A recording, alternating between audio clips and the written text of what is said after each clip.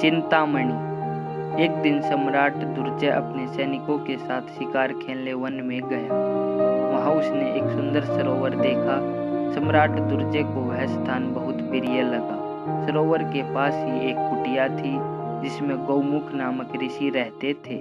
सम्राट दुर्जय एवं उनके सैनिकों को देख ऋषि गौमुख ने उसका खूब आदर सत्कार किया। दुर्जय ने ऋषि से वहां रात्रि विश्राम करने की इच्छा व्यक्त की। सम्राट दुर्जय की बात सुन ऋषि गौमुख प्रसन्न तो हुए, लेकिन साथ ही वह चिंतित भी हो उठे। दरअसल उनके पास न तो उनको ठहराने की उपयुक्त व्यवस्था थी और न ही पर्याप्त भोजन सामग्री। ऋषि गौमुख इसी चिंता में परेशान थे कि तभी उन्हें भगवान नारायण का ध्यान आया। ध्यान आते ही भगवान वहां आ गए।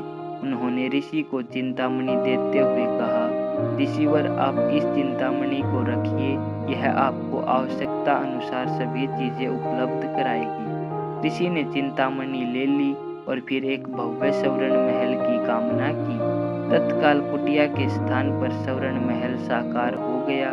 ऋषि ने दुर्जय से कहा, महाराज आप अपने सैनिकों सहित महल में चलिए, भोजन करने का समय हो गया है। सम्राट दुर्जय एवं उसके सैनिक जैसे ही महल में पहुंचे, आश्चर्य से उनकी आंखें फटी की फटी रह गई। ऐसा सुंदर महल उन्होंने कभी नहीं देखा था। ऋषि गौमुख ने पुनः चिंतामणि को भोजन की कामना की।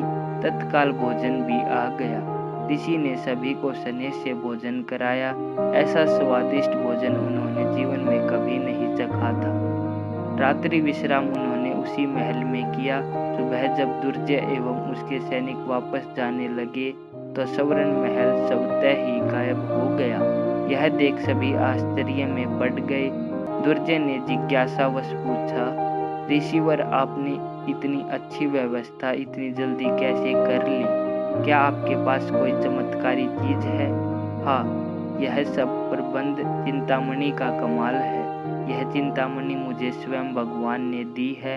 इससे जो मांगा जाता है वही चीज मिल जाती है, ऋषि गौमुख ने कहा। क्या यह चिंतामणि मुझे मिल सकती है ऋषिवर? सम्राट दुर्जय ने कहा। ऋषि ने चिंतामणि देने से इनकार कर दिया। यह सुनकर दुर्जय का क्रोध भड़क उठा। वह हर स्थिति में चिंतामणि को पाना चाहता था। अहंकारी तो वह था ही। उसने ऋषि को धमकी दी, तुम मेरी शक्ति को नहीं जानते, या तो तुम चिंतामणि दो अथवा प्राण त्यागने को तैयार हो जाओ। दुर्जय का इतना कहना था कि तभी एक चमत्कार हुआ। चिंतामणि में से सहसा असंख्य वीर योद्धा प्रकट हुए और वे ऋषि की ओर से दुर्जय एवं उसके सैनिकों के संग युद्ध करने लगे। ऋषि गौमुख ने व्याकुल हो प्रभु से प्रार्थना की, हे प्रभु इन दुष्टों का विनाश करो। ऋषि का इतना कहना था कि भगवान नारायण वहां आ गए। उन्होंने सम्राट दुर्जय और उसके सैनिकों का पल भर में सर्वनाश कर दिया।